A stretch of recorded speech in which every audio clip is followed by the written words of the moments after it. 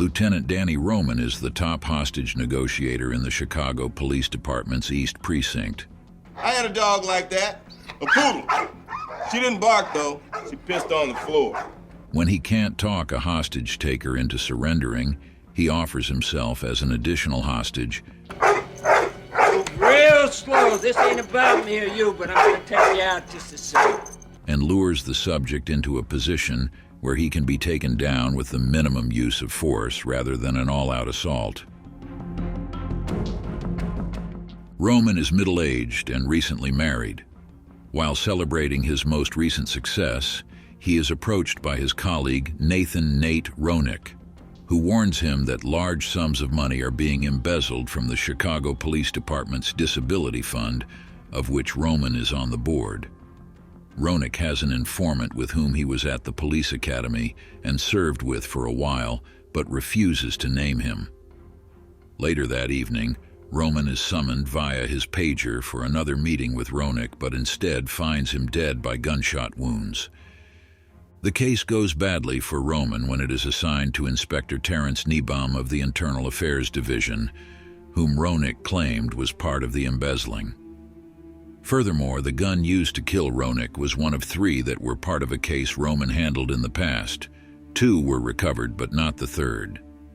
Documents found in Roman's house indicate that the money has gone to an offshore account, of which he denies any knowledge. Facing serious charges, suspended from the force and rejected by his friends, including Roenick's widow, a frustrated Roman storms into Niebaum's office, and in the chaos that follows, takes him and several others hostage, including his personal assistant Maggie, Police Commander Grant Frost, and 2-bit con man Rudy Timmons. With the building evacuated and placed under siege by police and FBI, Roman issues his conditions, his badge, a department funeral if he dies, finding Roenick's informant and killer, and summoning Police Lieutenant Chris Sabian.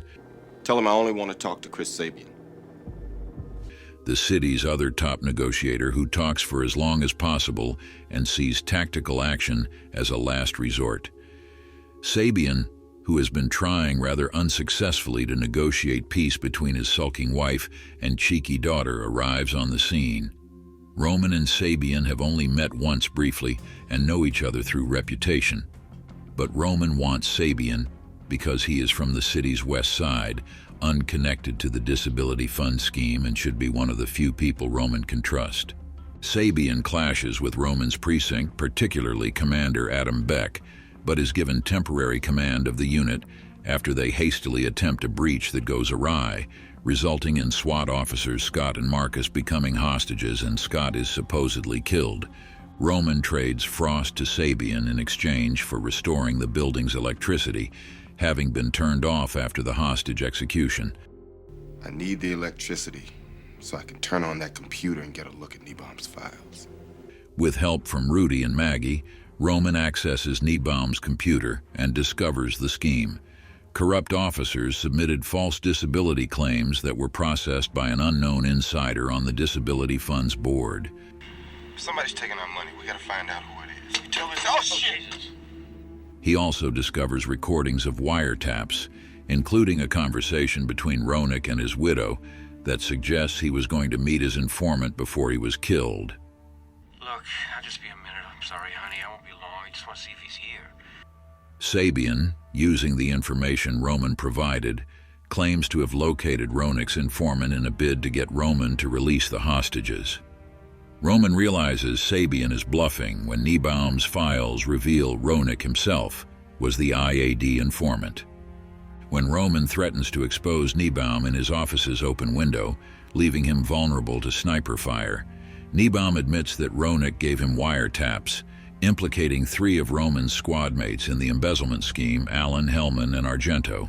When Niebaum confronted the guilty officers, he received a bribe from them to cover up their crimes. They offered me money to lose the evidence. I did it. Okay, it was a one-time deal. While Roenick refused, resulting in his murder. Niebaum says he doesn't know who the ringleader is, but that he has safely hidden the taps corroborating the 3 officers' guilt. Where are they? I have them somewhere safe. The same corrupt officers have secretly entered the room via the air vents under the pretext of being part of a team to take Roman out in case he started killing hostages. Upon hearing Niebaum's confession, they open fire and murder him before he can reveal where he has hidden the wiretaps. Get somebody up here, Niebaum's bitch. He's dead. Roman single-handedly fends them and the rest of his squad off, using the flashbangs he seized from the 2 officers in the previous failed breach.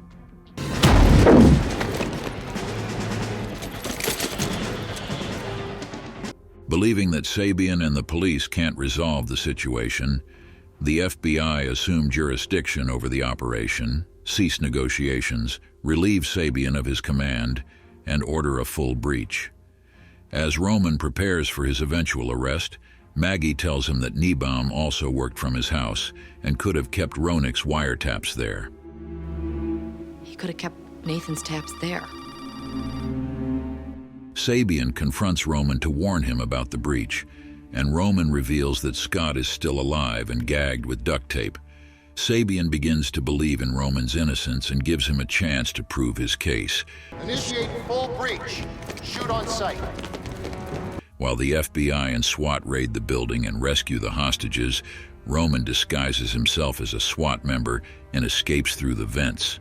Roman and Sabian proceed to Niebaum's house, but they can't find the wiretaps. The police arrive and the corrupt officers enter the house, but they back off as Frost enters and tries to talk Roman down. Sabian observes Frost discreetly locking the front door and taking one of the loaded guns, and realizes that Frost is the ringleader of the conspiracy, the insider on the Disability Funds board, and Roenick's killer.